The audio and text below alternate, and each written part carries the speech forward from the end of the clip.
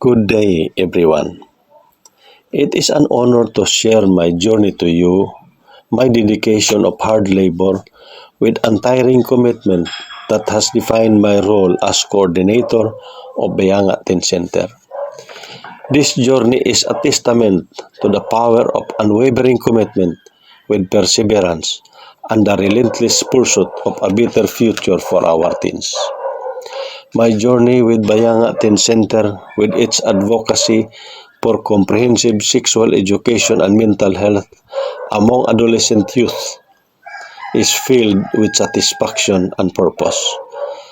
As coordinator of this initiative program of Xavier University Science Foundation, in cooperation with the Oro Youth Center of the Community Improvement Division of the city government under Mayor Clarix Oy, I have witnessed the transformative power of equipping our youth with the right information for them to make healthy choices.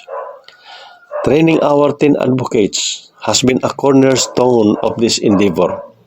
These young leaders are the heartbeat of our center, and their growth is a direct result of countless hours of training and mentoring.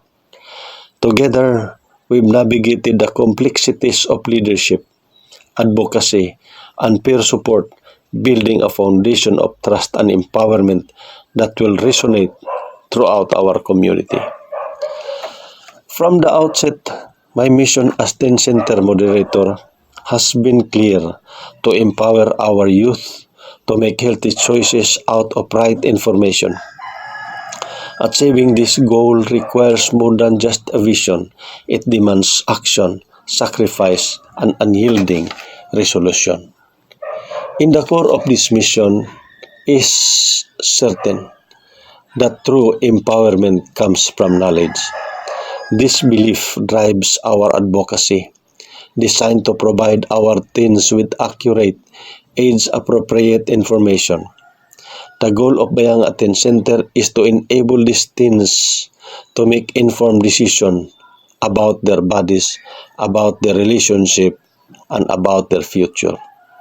To achieve this, teen advocates are engaged, included in meticulous planning, and organize a variety of activities tailored to the needs of all teens. Their training engagements inspire our advocates both a challenge and a joy. Each event, its workshops, represent hours of careful preparation and coordination. These activities are not just educational, but also practical, equipping them with life skills to effectively communicate these vital messages to their peers. Whether through workshops, interactive sessions, or peer-to-peer discussion, and being coordinator, I must ensure that these teen advocates are well prepared to be leaders and role models.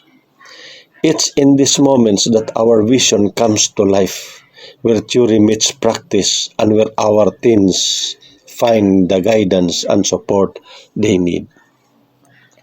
The work does not stop there.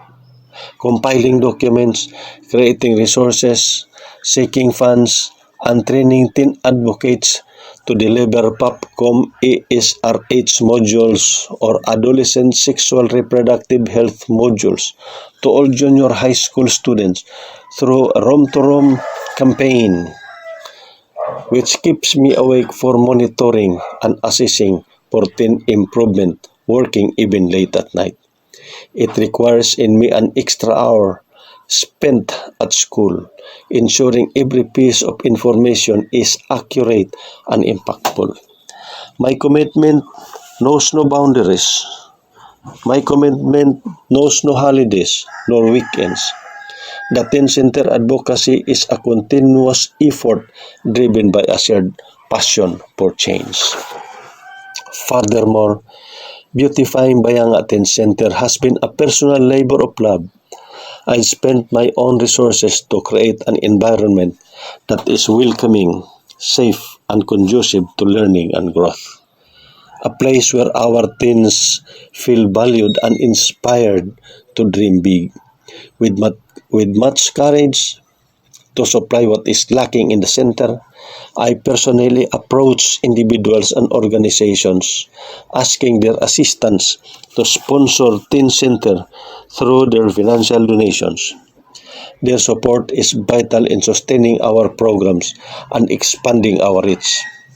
I am proud to say that our efforts have garnered respect and recognition, concluding recently that Bayanga Teen Center was awarded as Best Teen Center in Cagayan de Oro City during a citywide Pasigarbo 2023 culmination program. This achievement would not have been possible without the unwavering support of the William T. Crest Foundation of Maurice Kuan, and most of all, the revealed ideas through prayers to the Almighty, the Lord Jesus, my Christ. The stakeholders' belief in our mission, with their generous contributions, have been instrumental in our success. To our teen advocates, your dedication and hard work inspire me every day. Through rigorous training that I made for you, which you endure, you have developed not just an advocate, but as leaders with enhanced self-esteem and confidence. Your commitment to this cause, often sacrificing personal time and resources, exemplifies the spirit of true advocacy. Teen advocates, our focus of comprehensive sexual education and mental health is not just about preventing teenage pregnancy.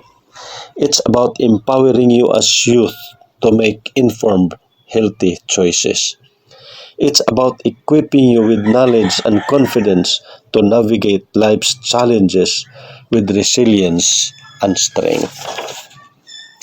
To all teen advocates, not only in this beloved city of Cagayan de Oro, but to all advocates, teen advocates around the globe, every step, every sacrifice, and every extra mile you spend for the best of teens has its worth, has its price.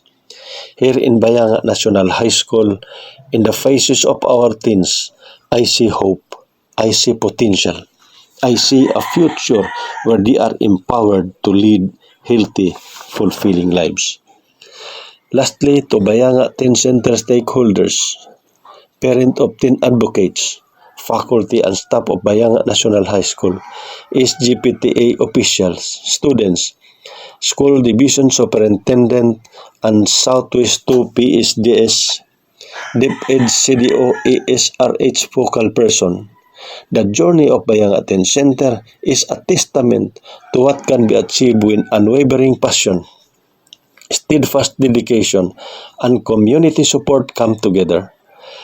We will therefore continue to strive for a future where our teens are informed, empowered, and ready to make healthy choices. As for now, we are still insufficient with finances, yet this will not cripple our vision for the welfare of our teens.